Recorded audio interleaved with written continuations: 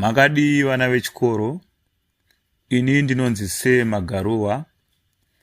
Nhasi ndauya nechidzidzo chetsika namagariro evanhu vechishona. Nhasi tiri kudzidza pamusoro pechinonzi midzimu. Zvakanakai. Nguva zhinji kana munhu mutema akabudirira pane zvaanoita, unonzwa zvichinzi midzimu yokwake yakomborera kana kuti yarwa imire.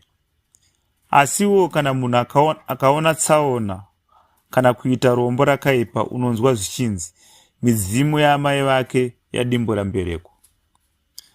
Vanhu vatema vazhinji vanotendera mune zvemidzimu. Midzimu iyi mweya yavanhu vakafa kare inoita basa rokuchengeta vanhu vedzinza rayo kuti vasapinda mumatambudziko. Hazvirevi kuti munhu wose wose anenge afa anoita mudzimu wokudzinza rake.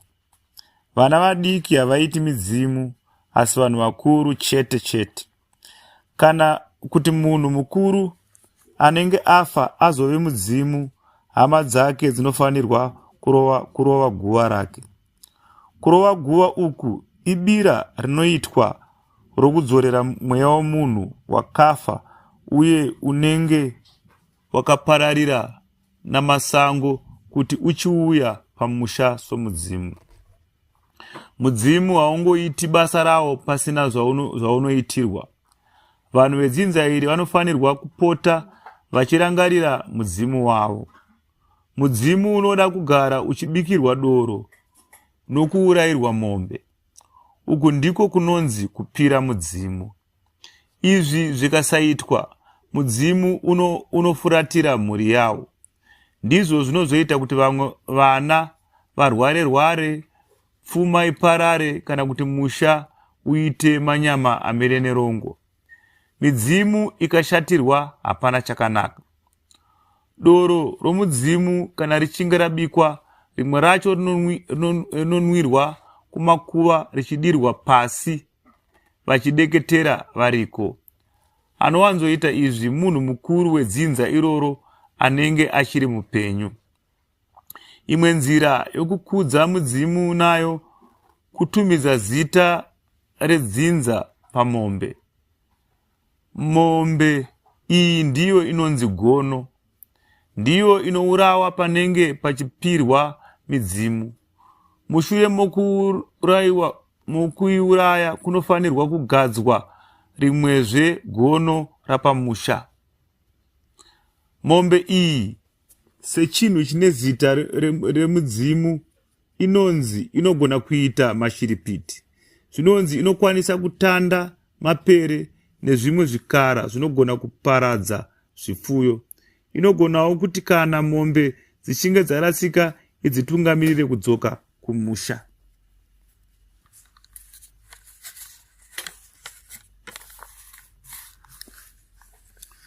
Vamwe vanoti chero ikabiwa nembavha dzikaenda nayo kure kure, inokwanisa kutiza ichidzokera kumusha. Pane imwe nguva inokuma nokuteta pasi kwenguva ndefu iri pedyo nomusha. Ipapo vakadzi vanofanirwa kupururodza varume vachiombera.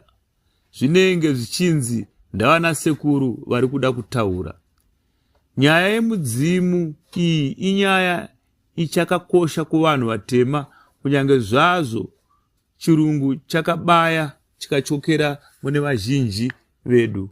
Hakuna munhu mutema pakati pevashona asina mudzimu wokwake. Kunyange hurumende yedu yomuno muZimbabwe inocherechedza nokukurudzira kukosha kwemidzimu muupenyu hwedu. Ndiko kusaka yakavaka muzinda wokuvigira magamba akarwira rusununguko rweZimbabwe muguta reHarare. Gore negore musi wa11 yaMavhuvhu, zviuru nezviuru zvavanhu vomuno zvinoungana panzvimbo iyi kuzoremekedza magamba ose akafira rusununguko. Hurumende inocherechedza magamba aya semidzimu yeZimbabwe. Ndatenda. chadzoka zvakare nezvimwe zvidzidzo zvetsika namagariro echishona. Neni wenyu Sema Garuwa ndatenda.